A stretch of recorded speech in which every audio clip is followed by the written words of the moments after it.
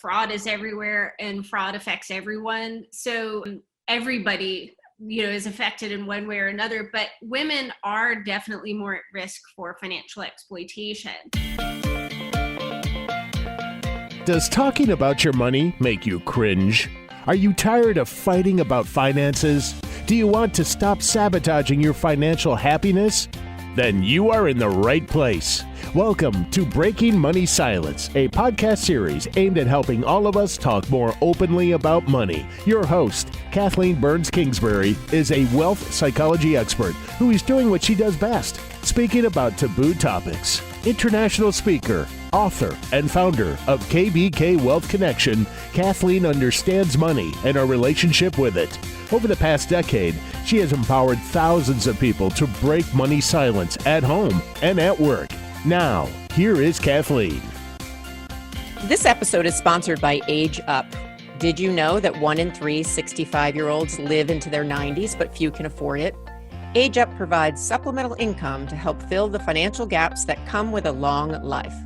To find out more, visit age-up.com. Today, we have a great show for you. It is the second of 3 parts of a Breaking Money Silence on Longevity series. We are going to be talking about what's called the silent epidemic. So this is elder financial abuse, and my guest, Hayden McCoy, is going to fill us in as to what we should know about this troubling, yet I think preventable problem for people who live a long life. Hayden McCoy believes you don't need a cape to be a crime fighter. Her heart's mission is combating financial crime, especially elder fraud. For over a decade, Hayden worked in Europe as a comptroller and consultant specializing in fraud and financial crime. In 2016, she left the corporate grind to help her mother manage her post-divorce life and finances. Little did Hayden realize this decision would shape a career in financial planning and a passion for combating elder fraud. Welcome, Hayden, to the Breaking Money Silence podcast. Hi, thank you so much for having me. Yes, this is a disturbing topic, but I think one that's really important to break money silence on. And when we first connected, you told me that elder financial abuse is actually referred to as a silent epidemic.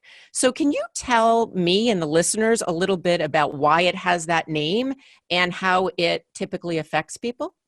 Sure. So elder abuse in general is called the silent epidemic. Elder abuse is categorized into 5 different types: physical, psychological, financial, sexual, and neglect. Multiple forms of abuse can happen at once and often does. And it's happening everywhere to our senior population, but we don't hear about it. The Department of Justice and Health and Human Services has said that about 1 in 10 Americans age 60 or older have experienced some form of elder abuse. Estimates range as high as about 5 million seniors who are abused each year. And sadly, only 1 in 23 cases of elder abuse are reported to authorities. And of all the elder abuse types, financial fraud is most often reported, about 1 in 14 cases. So the reason it's silent is because the media doesn't talk about elder abuse and exploitation. Ageism and elder discrimination are on the rise. Rapidly changing technology has made fraud easier. Most seniors fail to report the fraud, and many are worried about the consequences. So they may have been threatened or they live in fear. They're embarrassed to admit falling for a scam or becoming a victim. And the disabled and vulnerable may not even be aware it's happening, or they don't have the ability to report it. So what really strikes me about this is certainly the low reporting rate, but that there's a lot of money shame connected to it. And one of the things that I talk about in my work in this podcast a lot is that we often live in a culture of money shame. And it just seems so sad to me that because people feel uncomfortable admitting to the fact that either they have been ripped off or maybe they don't feel 100% about their relationship with money, that they are paying such a high cost. Now, I would love to know a little bit more about how you got engaged and interested in this topic, because clearly you have made this a mission and part of your life's work. So I became interested in elder financial abuse when my own mother became a victim. The reason I'm passionate about it is because it's personally affected my life pretty dramatically over the last few years. So back in 2016, I was working as a fraud and financial crime consultant in London, and my parents were finalizing their divorce. They were both 67 at the time. They had been married for almost 35 years. And during the marriage, my mother never had any input on financial decisions. That was always what my dad did. So suddenly, because the divorce was finished, she was now faced with the task of managing her own money, figuring out how much did she need to live on, how to make her money last, and how to invest it. My mother was told by her lawyer to hire a financial planner. So she interviewed, I think it was 3 or 4. And she ended up hiring a certified financial planner from a large national firm who had been recommended by a friend. And I think she had about 2 or 3 meetings with the planner. At the presentation meeting, he told my mother that she couldn't afford her paid-for house. She couldn't afford her paid-for car. She couldn't afford vitamins. She couldn't even afford the cat. She needed to downsize every area of her life, but also needed to pay the firm $2,000 a month to invest for her. When my mother got this news, she called me. She was so upset and in a panic. And when I heard what the advisor had recommended, I started to question the accuracy of it.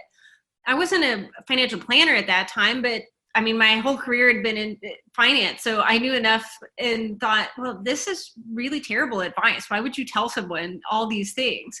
So we developed a list of questions that she could ask the planner. And when she started asking for some explanations or, more information, he became really defensive and attacked me and said that I had no idea what I was talking about and shouldn't be involved in my mother's financial decisions.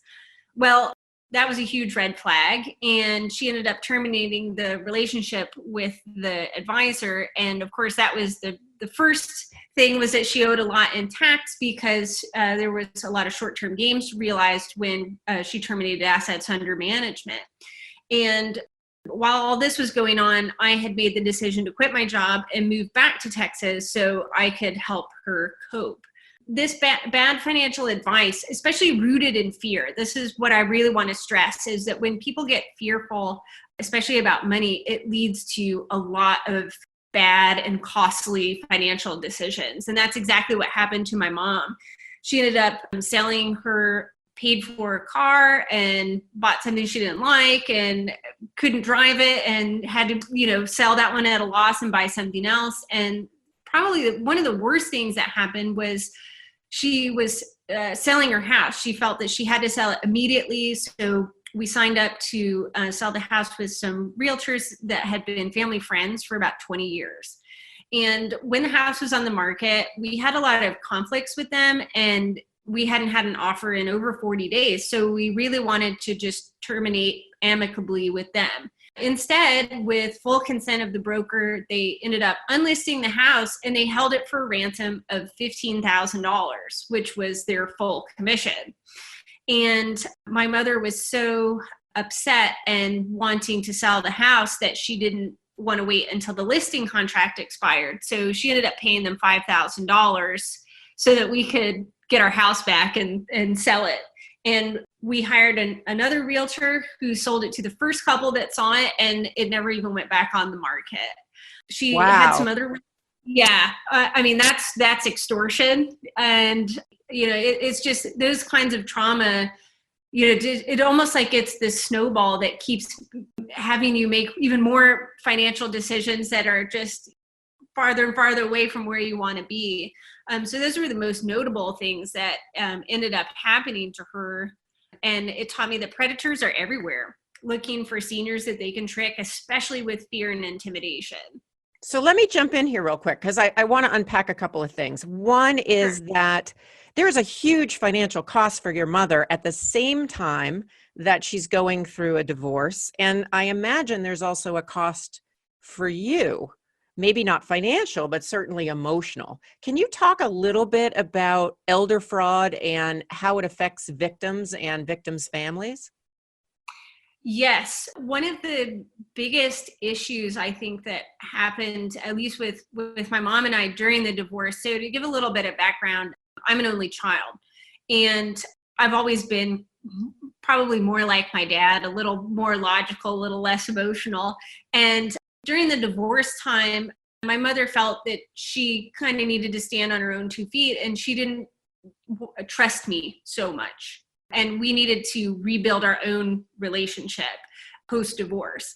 And so while this was going on, just not having people to trust, and then, listening to what other people are recommending, this just really made her feel isolated and dependent on herself. And that's part of the problem that I ended up then having to quit my job and try to start undoing the mess. But actually, we were really early in the mess, but when I was able to finally move home. So it really broke down trust between us, and we had to work on that. And we have a lovely relationship now.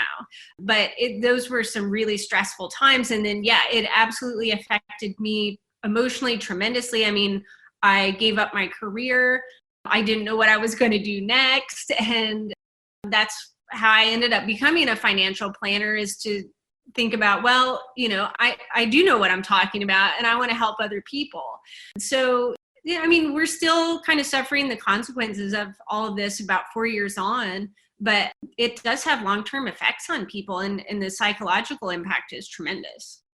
You may not know this, but how I got into this field is that my husband and I got ripped off by a crooked contractor, and he took a large amount of money and really created a lot of emotional and financial stress in our lives. And so what I love about what you've done, Hayden, and I'm certainly biased because I did the same thing, is you took something that was a financial tragedy and turned it into a career where you want to help other people. And I think in some ways that's the best revenge on the people who really were not helpful and were very hurtful to your mom.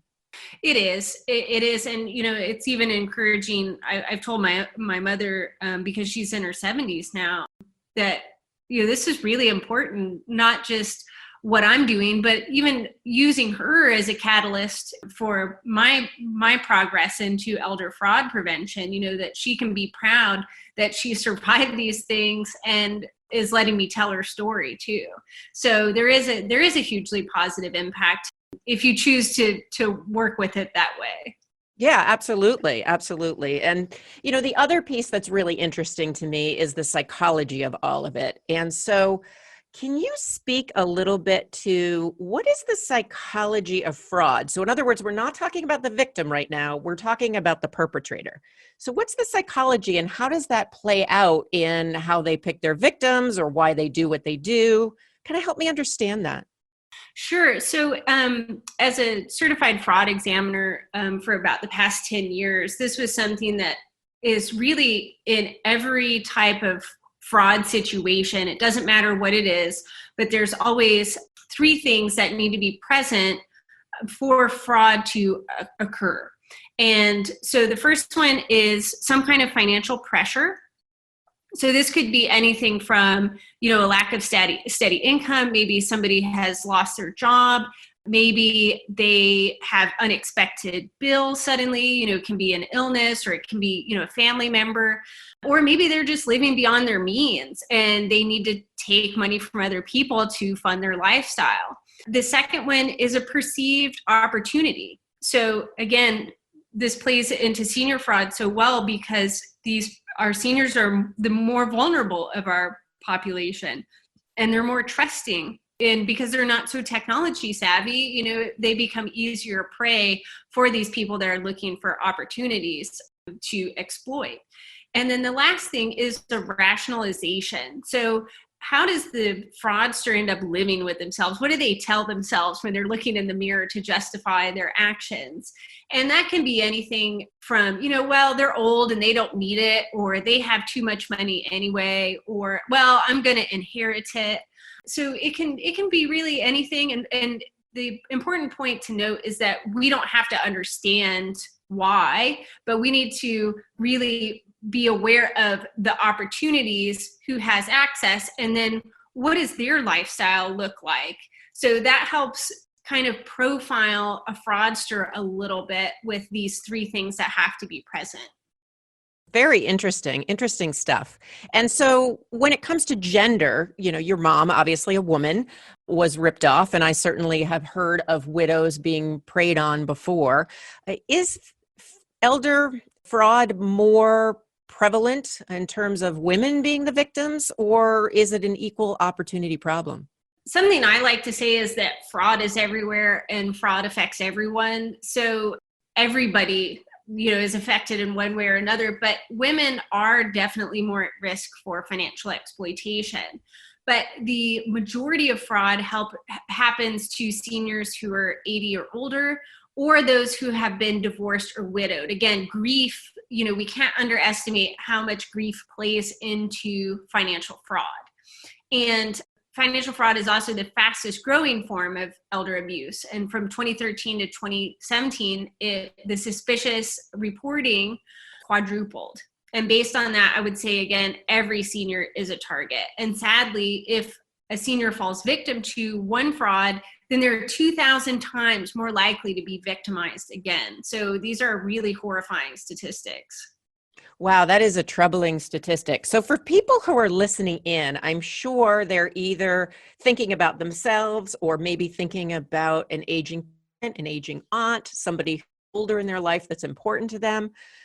How would you recommend approaching somebody if you were concerned about this issue and somebody that you care for?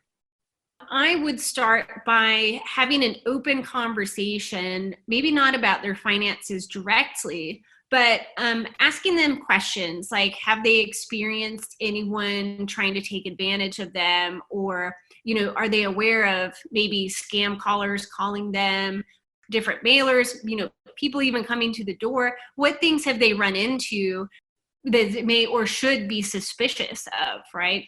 And also, do they have somebody that they can talk to about their finances if they don't want to talk to a family member? So again, it's many seniors are exploited because it is that money shame. They're not talking openly about at least some aspect of their finances with somebody that they can trust. And hiring an advice-only financial planner could be a good place to start, for the senior. And the other thing I would say is that those who commit the most damaging frauds are also people in positions of trust. So family members, caregivers, attorneys, insurance agents, and financial advisors. If you're going to work with, a senior relative or your parents, make them aware of that, and understand and know who are they working with, right? Vet who they're trusting. And anybody who's isolating you from your parents or aging relatives is somebody that you don't want to work with. Yes, absolutely. One of the things I'm thinking about, because I certainly have a father who's in the demographic, and really thinking about when he was in that initial grief process, lost my mother after 54 years of marriage. And I don't know whether this was fraud or not, but I do know that the number of solicitations he received, phone calls he received, was worrisome. And part of what I'm thankful for is that we had broken money silence earlier on when my mother got sick and had many conversations. So by the time that started to happen in his life, and he happens to be very financially literate, he was able to ask me, do I have to respond to all of these? Because once again, he's of a different generation. So traditionalists, if you send them a piece of mail, you respond. If you place a phone call, you return it. And so there is a different level of response, I think, also with that older generation, which on some levels is nice, but also can make them more likely to be victimized. How much does financial literacy come into play? Or can you be really financially literate and still get ripped off? I do think that financial literacy does come into play in the case of my mother, because she wasn't that financially literate. She became easily overwhelmed and was pressured to make decisions. Also, seniors that are more, that fall vulnerable to fraud are the more educated, actually, and more affluent as well. So it can happen to anyone, but I think the fraudsters are really targeting those who have more money, that they can get their hands on. But it can happen to any demographic. I mean, you can be financially literate and still get taken advantage of. So I wouldn't say that, oh, well, if you have enough financial literacy, so you're not going to be a target. Everyone's a target. And that's why it's important to always be mindful of that. Are there resources or tips about picking the right type of advisor? And also, if you are worried about a family member, are there resources about how to start approaching this and get some help? Yes, there are a ton of resources available. And in fact, if somebody's worried about vetting a financial planner, I would strongly encourage them to go to the SEC's website. They have a special website for like seniors and their money. And so they have a list of questions that you can ask to the advisor, and you can look them up. Broker check is featured, which is FINRA, so you can make sure they're registered and they don't have any convictions. So that's one really good place to start. Before you talk to any planner, just do a little background check on them. But some of my favorite resources are from the Department of Justice. They have an elder justice initiative with their own website and everything. It's fantastic. And they have something called a neighborhood map. And it's an interactive map that's available for all US states and territories. When you choose your state, all of the available elder resources appear. So you can see adult protection services, counseling, legal aid, and you can find that at justice.gov/elderjustice. My second favorite is the Consumer Financial Protection Bureau. They have a series of guides called Managing Someone Else's Money. And these are designed to educate caregivers of seniors on their responsibility and how to help prevent fraud. So they have some, not just for caregivers, but for trustees and people with power of attorney. So those are really fantastic. And you can find those at consumerfinance.gov. And lastly, I'm sure most people are familiar with AARP, and they have some great resources for seniors regarding scams and frauds. You can stay on top of the scams in your area via alerts. And they even have a podcast that you can listen to called The Perfect Scam. And you can find this at aarp.org/money. Those are really interesting resources. And for anybody who was scribbling away while Hayden was sharing those wonderful resources, we will have them in the show notes, and certainly more information about you as well. I think, as we close, one of the things that is so important when it comes to breaking money silence is to talk about money early and often. But if you run into this situation, no matter what your age or your parents' age or your loved one's age, it is really important to break money silence and ask, because you could protect them not only from a financial loss, but also from a big emotional toll. So Hayden, I love the work that you're doing. Where can people find out more about you and what you're up to? They can visit Synergy Wealthcare Solutions.com, and they can send me an email as well. And also, hopefully, in the show notes and on my website, there are downloadable guides where they can find resources both for senior fraud prevention as well as senior fraud prevention specifically for advisors. I hope that those one-page resources really help everyone that's listening. Well, we will also put those in the show notes. What I love about what you're doing is not only are you providing a really useful information and turning a personal story into something where you're using it to help others, you're also very dedicated to educating the population and providing us with some really wonderful resources. So it has been an absolute pleasure, Hayden, to break money silence with you. Thank you so much for having me, and I am so excited to be able to help others fight this epidemic. This episode is sponsored by Age Up. Did you know that 1 in 3 65-year-olds live into their 90s, but few can afford it? Age Up provides supplemental income to help fill the financial gaps that come with a long life. To find out more, visit age-up.com. Thank you for listening to Breaking Money Silence, hosted by Kathleen Burns Kingsbury, a wealth psychology expert, author, and founder of KBK Wealth Connection. If you like what you heard today, be sure to subscribe on iTunes or your favorite podcast app and leave a review. Also, share this episode with your friends and family. It is a great way to get the conversation started. For more money talk tips and information, or to hire Kathleen to speak at your next event, go to www.breakingmoneysilence.com.